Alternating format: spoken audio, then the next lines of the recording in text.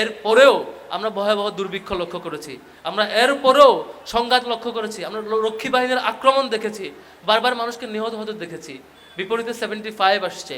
আমরা ভাবছিলাম সম্ভবত 75-এর পরে আবারও নতুন বাংলাদেশ পাবো, কিন্তু আমরা পাই নাই। আমাদের কাছে আবারও 90 গণ অভ্যুত্থানের প্রয়োজন হয়েছে। আমরা ভাবছিলাম যে 90 গণ অভ্যুত্থানের পরে বোধ হয় বাংলাদেশ আবার নতুন পথে যাবে, সুন্দর একটি পথ আমরা পাবো, কিন্তু সেটাও পাই নাই। শেষ পর্যন্ত একটা ভয়ঙ্কর ফেসিবাদ আমাদের উপর চেপে বসেছে। এবার 24-এ হাজার হাজার মানুষের জীবন দেবার পর, এত মানুষের পঙ্গুত্ব বরণ করার পর এবার সময় এসছে আমাদের সঠিক সিদ্ধান্ত নিতে হবে। এবারে সেই পক্ষকে বেছে নিব না যে পক্ষ প্রকাশ্যে ঢাকার ব্যবসায়ীদেরকে চাঁদা চায় এবং চাঁদা না দিলে পরে পাথর মেরে হত্যা করে, আমরা দেখেছি না?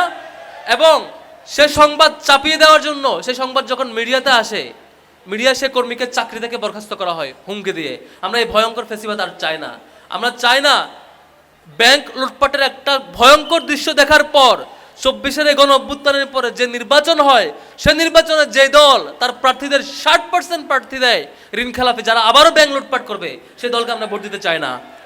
আমরা চাই না যে দল 5 আগস্টের পরে সুন্দর বাংলাদেশ আমরা আশা করেছিলাম, পলিটিক্যাল সংঘাতের 91% সংঘাত একটা দল নিজেই করে, সে দলকে নিশ্চয়ই আমরা চাই না। সেই সতর্কতা আপনারা নিশ্চয়ই খেয়াল রাখবেন। আমরা বিপরীতে দেখেছি, আমরা অবজার্ভ করছিলাম কোন দল কেমন ঘোষণা করে। জামাতের দিক থেকে দেখলাম তারা একটা ডিজিটাল পাহারাদার অ্যাপ বের করেছে। তারা ঘোষণা দিয়েছে যদি বাংলাদেশে এই নির্বাচনে তারা জয়ী হয় তাহলে সেই পাহারাদারের সিস্টেমটা সারা দেশব্যাপী চলবে। তার মানে একজন নাগরিক তার যে কোনো জায়গা থেকে কোনো অপরাধ দেখলে, কোনো চাঁদাবাজি দেখলে, কোনো লুণ্ঠন দেখলে, কোনো হত্যাকাণ্ড দেখলে, কোনো একটা অপরাধ দেখলে সে ডকুমেন্ট সেখানে সাবমিট করবে, 24 ঘন্টার মধ্যে গভর্নমেন্টের ফোর্স গিয়ে তাকে অ্যারেস্ট করবে বা পানিশমেন্টে যাবে। এই ব্যবস্থা যদি থাকে তাহলে ওই কোনো সাংবাদিককে চাকরিচ্যুতির ভয় পেতে হবে না। এবং আমরা প্রত্যেকটা মানুষ সাংবাদিক হয়ে উঠবো, প্রত্যেকটা মানুষ যথাযথ জায়গায় আমাদের আশপাশে ঘটা চাঁদাবাজ আর বাটপারি, লুণ্ঠন এবং যে হত্যাকাণ্ড, গুম খুন এবং নারী হেনস্থার মতো ঘটনা ঘটে, প্রত্যেকটা জিনিস আমরা গভর্নমেন্টের কাছে পৌঁছাতে পারবো এবং সেটার পানিশমেন্ট অন টাইম হবে ইনশাআল্লাহ। দ্বিতীয় যে জায়গা, সবচেয়ে বড় জায়গা, যেটা এমপি হয়, 4-5 থেকে টাকা ধার করে টাকা মেরে কোনো রকম এমপি হওয়ার পরে যে কয়টা বাজেট আসে, ব্রিজের বাজেট, রাস্তার বাজেট, স্কুলের বাজেট, অন্যান্য উন্নয়ন প্রকল্প, সব কটা প্রকল্প থেকে বিভিন্ন পার্সেন্টেজে বাজেট নেয়। আগে 10% শুনেছি, আর নানা পার্সেন্ট আছে, বিভিন্ন পার্সেন্টেজে তারা টাকা নিয়ে লুটপাট করে এবং নিজের পয়সা, সেই বাংলাদেশের পয়সাগুলো বিদেশে পাচার করে। জামাত যেটা বলেছে, তারা বলেছে আমার টাকা আমার হিসাব, তারা একটা সিস্টেম ডেভেলপ করবে। ফলে আপনার ইউনিয়ন পর্যায়ে, থানা পর্যায়ে, মহানগর পর্যায়ে প্রত্যেকটা জায়গায় তাদের চেষ্টা থাকে, প্রত্যেকটা প্রকল্প, বাজেট, কেমন কেমন বাজেট দেওয়া হয়েছে, কি করে খরচ হচ্ছে, প্রত্যেকটা জিনিস সেখানে থাকবে এবং প্রত্যেকটা নাগরিক তার মতো করে সে দেখতে পাবে। এবং জামাত ঘোষণা দিয়েছে তাদের আয় ইনকাম কোন সোর্স থেকে কেমন হচ্ছে সেটাও প্রত্যেকটা নাগরিকের কাছে ওপেন থাকবে। নিশ্চয়ই এটা বড় একটা জায়গা। আমরা দেখেছি 2001 থেকে 5 সাল পর্যন্ত, সেই সময়টাতে অসংখ্য মন্ত্রী দুর্নীতিগ্রস্ত হলো, 2 জন মন্ত্রী তারা কোনো দুর্নীতিতে ছিল না। অর্থাৎ একটা গভর্নমেন্ট রানিং অবস্থায় কিছু মন্ত্রী দুর্নীতি করতে পারে, কিছু মন্ত্রী দুর্নীতি না করে টিকতে পারে। তো আমার সম্ভাবনা, আমি যেটা মনে করি সেটি হচ্ছে, যদি এই অ্যাপ চালু থাকে, এই সিস্টেম চালু থাকে, যদি এই দল ক্ষমতায় আসে, তাহলে অন্য কোনো দলের এমপিও চুরি বাটপারি করতে পারবে না ইনশাআল্লাহ। সেই জিনিস আমরা পাবো আশাবাদী।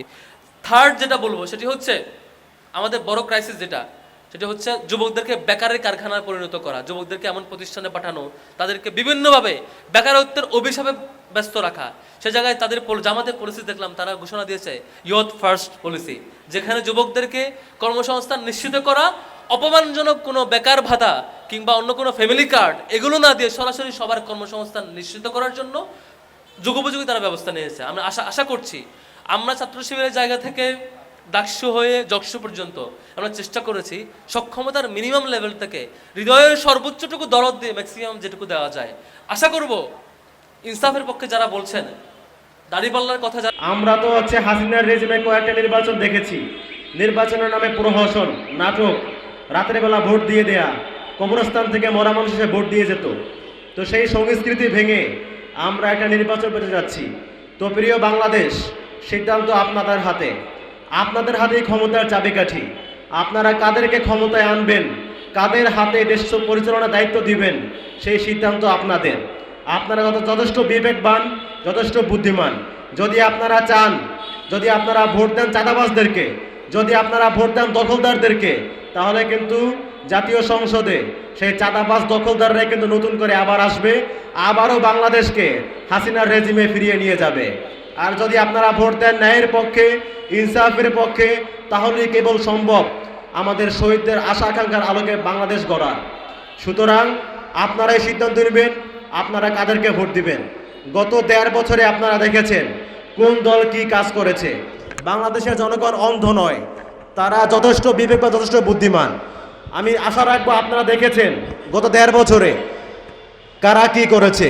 কারা হচ্ছে হাসিনা পালিয়ে যাওয়ার পরেই হাসিনার যে রেখে যাওয়া ব্যবসাগুলো সেগুলো দখল করেছে। কারা হচ্ছে হাটে বাজারে চাঁদাবাজি করেছে। কারা হচ্ছে মানুষের ঘর বাড়ি দোকানপাট দখলদারি করেছে। কারা হচ্ছে বিভিন্ন জায়গায় 2 নাম্বারি করেছে, আপনারা জানেন। সো সেই বিষয়গুলো, তাদের বিরুদ্ধে আমাদের যে ঘৃণা, সেই ঘৃণার বহিঃপ্রকাশ ইনশাআল্লাহ আমরা 12 তারিখে দেখাবো।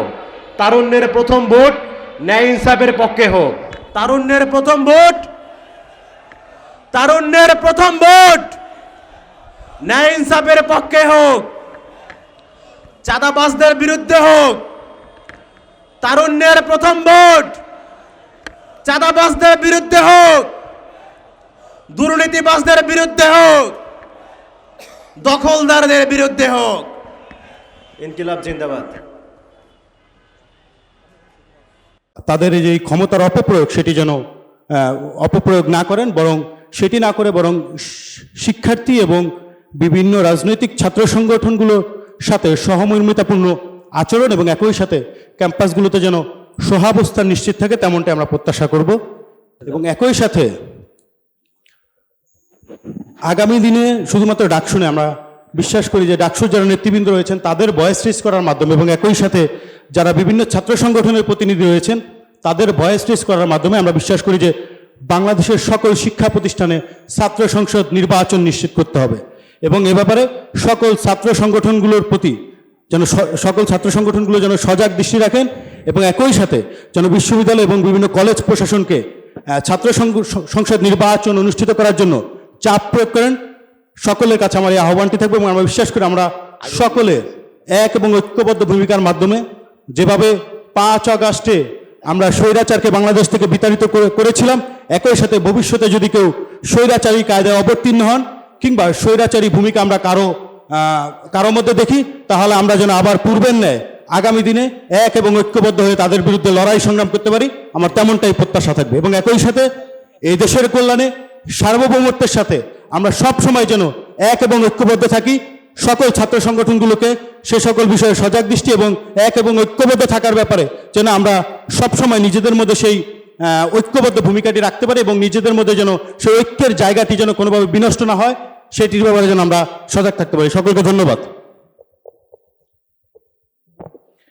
অসংখ্য ধন্যবাদ জানাচ্ছি। আমাদের সাইফুল ভাই বেশ ডাকসুর ব্যাপারে বেশ ভালো কিছু কনসার্ন জানিয়েছেন, পরামর্শ দিয়েছেন।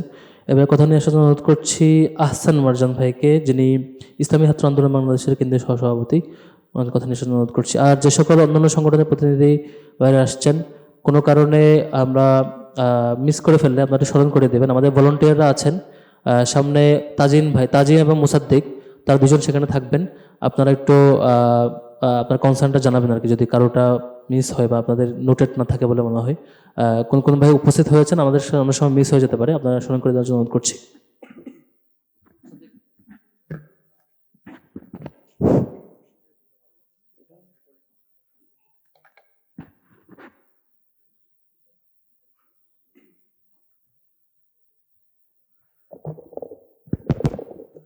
আসসালামু আলাইকুম রহমতুল্লাহ। ডাকসু কর্তৃক আয়োজিত আজকের এই ইফতার মাহফিল উপস্থিত বিভিন্ন ছাত্র সংগঠনের নেতৃবৃন্দ, ডাকসু এবং হল সংসদের নেতৃবৃন্দ সহ সবাইকে ইসলামী ছাত্র আন্দোলন বাংলাদেশের পক্ষ থেকে শুভেচ্ছা জানাচ্ছি। ডাকসুর ঢাকা বিশ্ববিদ্যালয়ের ইতিহাসে ডাকসু বারবার কিন্তু আসে, কিন্তু ঝিমিয়ে ঝিমিয়ে আসে, ঠিক যেন একবার আসে আবার ঘুমিয়ে পড়ে, অনেকদিন পর আবার আসে, এমন একটা ঘটনা। সেই জায়গা থেকে গত ডাকসু যখন হচ্ছিল, প্রত্যেকটা প্যানেলেরই একটা দাবি ছিল যে ডাকসুকে ক্যালেন্ডার সিস্টেমের মধ্যে নিয়ে আসা হবে, অর্থাৎ প্রতি বছর একই সময় ডাকসুটা হবে। তো সেই জায়গা থেকে ডাকসুতে এখন যারা আছেন তাদের কাছে আমাদের অনুরোধ থাকবে এটা যেন অবশ্যই বাস্তবায়ন করা যায়। কীভাবে করা যায় সেটার ব্যাপারে তারা অবশ্যই পদক্ষেপ নেবেন। পাশাপাশি ডাকসু ছাত্রদের প্রতিনিধি, সেই জায়গা থেকে বিশ্ববিদ্যালয় বিভিন্ন ফান্ডে যে ডাকসুর জন্য বরাদ্দকৃত যে টাকা আছে সেগুলো কীভাবে আপনি উদ্ধার করতে পারেন সেটার ব্যাপারে সচেষ্ট হবেন। যদি এমন হয় যে শুধু ওয়েলফেয়ার পলিটিক্স কিংবা বাহির থেকে আউটসোর্সিং করার মাধ্যমেই ক্যাম্পাসের উন্নয়ন, তাহলে মনে হয় ডাকসুতে নির্বাচিত হওয়ার বিশেষ কোনো দরকার ছিল না। সেজন্য আমরা মনে করছি ডাকসুকে ফাংশনালাইজ বেশি করানো এবং বিশ্ববিদ্যালয়ের প্রশাসন যেন ডাকসুর বডিকে সেই ধরনের গুরুত্ব দেয়, সেই অবস্থানটা তৈরি করা। বিশ্ববিদ্যালয়ের যারা দায়িত্বে আছেন, বিশেষ করে অর্থ বিভাগের, তারা যেন চাইলেই বলে ফেলতে পারেন না যে ডাকসুর টাকা কোথায় আছে আমরা জানি না। সেই সাহস যেন বিশ্ববিদ্যালয় প্রশাসন না করে, সেই ধরনের কিছু পদক্ষেপ আমরা ডাকসু নেতৃবৃন্দের কাছে আমরা চাই।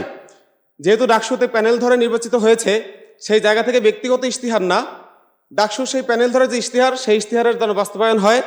বিশ্ববিদ্যালয় প্রশাসনের কাছ থেকে শিক্ষার্থীদের অধিকারের সেই জায়গাগুলো যাতে শিক্ষার্থীরা ফিরে পায়, সেই প্রত্যাশা রেখে আজকের ইফতার মাহফিলে যারা উপস্থিত হয়েছেন সবাইকে ধন্যবাদ জানাই। আমার বক্তব্য শেষ করছি। আসসালামু আলাইকুম রহমতুল্লাহ। অসংখ্য ধন্যবাদ জানাচ্ছি আহসান মারজানকে। আমরা সম্পর্কে সকলে অবগতির জন্য জানাচ্ছি যে আমরা অলরেডি ডাকসু নিয়মিত হওয়ার জন্য ডাকসু কার্যনির্বাহী বৈঠকে সকলের শতভাগ সম্মতিতে ক্যালেন্ডার অন্তর্ভুক্ত করার ব্যাপারে আমরা একমত হয়েছে এবং সেই চিঠি আমরা বিশ্ববিদ্যালয় প্রশাসন পাঠিয়েছি। তারা সেই চিঠিটি, সেই এজেন্ডাটি ওনাদের সিন্ডিকেট মিটিংয়ে উত্থাপন করেছেন এবং উত্থাপন পরে সিন্ডিকেটও সেটি একমত হয়েছে ক্যালেন্ডারে অ্যাড করার ব্যাপারে। এখন সেটি ক্যালেন্ডার কমিটির কাছে রয়েছে। ক্যালেন্ডার কমিটির মিটিংয়ে সেটি চূড়ান্ত হলেই ডাকসুর নির্বাচনটি ঢাকা বিশ্ববিদ্যালয়ের নিয়মিত ক্যালেন্ডারে যুক্ত হবে ইনশাল্লাহ। আমরা সেই কাজটি অলরেডি চলমান রেখেছি ইনশাল্লাহ। আশা করি প্রথমবারের মতো এবারেই ডাকসু একাডেমিক ক্যালেন্ডারে যুক্ত হবে, সেটি ঢাকা বিশ্ববিদ্যালয়ের নিয়মিত ডাকসু হবে ইনশাল্লাহ। সম্মানিত বন্ধুগণ, এবারে কথা শুনবো বাংলাদেশ ছাত্রপক্ষের সভাপতি মোহাম্মদ প্রিন্সের কাছ থেকে। তিনি কথা নিয়ে আসছেন।